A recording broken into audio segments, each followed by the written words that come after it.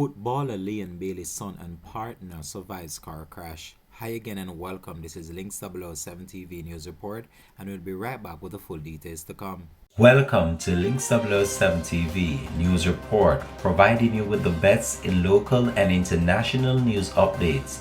This is a place where you can get the most reliable and informative news information. Links 007 TV News Report.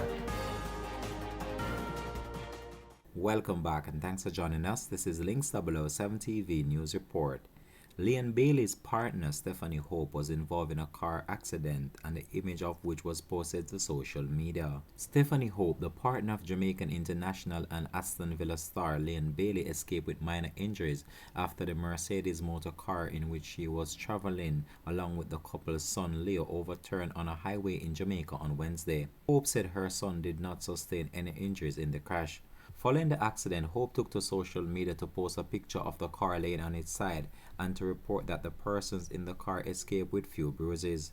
Leon Bailey was not in the car at the time of the accident, according to a report. Honestly, not posting for sympathy, but to say God is real. He spared our life yesterday and I will forever be grateful, Hope posted on her Instagram account.